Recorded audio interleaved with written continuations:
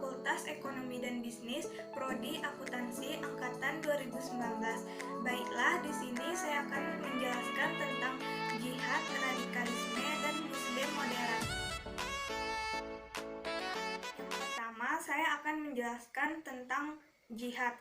Secara harfiah, kata jihad berasal dari bahasa Arab, yaitu jahada, yahdu, juhdan. Jihad yang berarti berjuang, bersungguh-sungguh, memberikan yang terbaik, mengerahkan tenaga untuk mencapai tujuan. Secara istilah, jihad berarti melakukan yang terbaik untuk menegakkan hukum Allah, membangun, dan menyebarluaskannya. Kata jihad banyak dijumpai di dalam Al-Quran. Secara bahasa, jihad diartikan dengan mengerahkan tenaga dan kemampuan.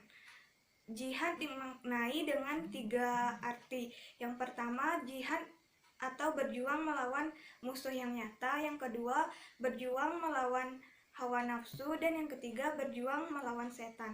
Dalam Al-Quran dan terjemahannya yang diterbitkan oleh Departemen Agama dikatakan bahwa jihad meliputi berperang untuk menegakkan Islam dan melindungi orang-orang Islam. Yang kedua, memerangi hawa nafsu. Yang ketiga, mendermakan harta benda. Yang keempat, memberantas yang batil dan menegakkan yang hak. Selanjutnya, saya akan menjelaskan landasan jihad. Landasan jihad terdapat dalam Al-Quran, hadis, dan ijtihad. Salah satunya dalam Al-Quran terdapat dalam Al-Quran surat Al-Ankabut ayat 6.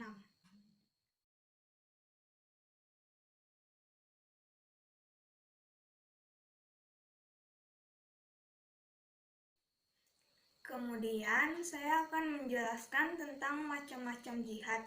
Macam jihad ada 2.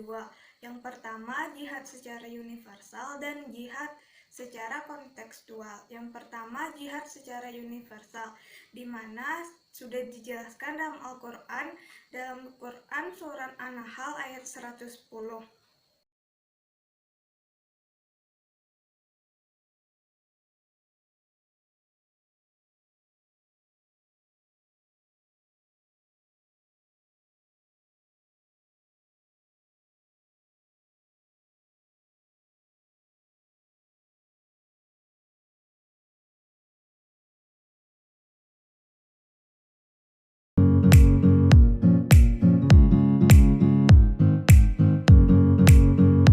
Kemudian, jihad kontekstual. Menurut Al-Raghib dalam Al-Banna tahun 2006, ada 3 macam, yaitu berjuang melawan musuh yang kelihatan, yang kedua berjuang melawan hawa nafsu, yang ketiga berjuang melawan setan.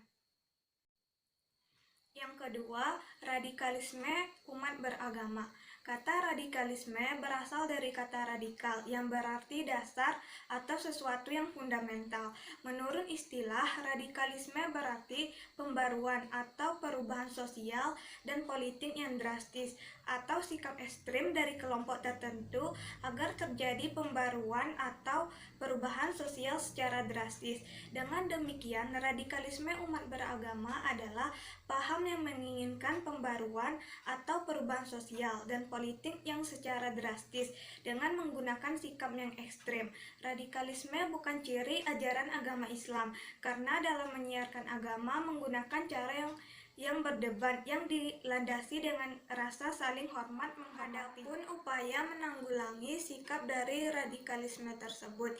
Yang pertama, perubahan sikap dan pandangan dari negara-negara barat terhadap negara-negara muslim di dunia. Yang kedua, mengurangi dan menghapuskan kesenjangan sosial, ekonomi, politik, pendidikan, dan kebudayaan di tingkat nasional, regional, dan internasional. Yang ketiga, reorientasi pemahaman agama yang tekstual, rigid, dan sempit menjadi pemahaman yang kontekstual, fleksibel, dan terbuka. Yang keempat, melakukan modernisasi kehidupan umat secara selektif dengan mengakomodir sisi positifnya dan mengelemer sisi negatifnya. Yang kelima, menanamkan kesadaran setuju untuk tidak setuju dalam menyikapi pluralisme sosial, budaya, dan agama yang berkembang di tengah-tengah masyarakat dan bangsa.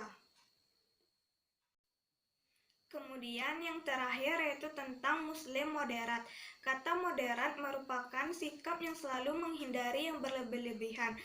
Moderat merupakan suatu pandangan seorang Muslim atau umat Islam terhadap suatu persoalan dengan selalu menghindari praktik-praktik yang radikal dan cenderung menyikapi segala sesuatu dengan mengambil jalan tengah. Kemoderatan Islam merupakan gabungan antara kerohanian dan jasmani, kombinasi wahyu dan akal, kitab yang tertulis, kitab yang terhampar di alam semesta. Karena itulah umat Islam tidak boleh ragu, sebab Islam sedari awal memang moderat. Islam yang modern menggabungkan antara unsur kebenaran dan keadilan. Inilah Islam modern yang kita hadapi di era globalisasi ini sebagai entitas pilihan di masa depan, dan kita akan selalu memegang prinsip ini sepanjang sejarah.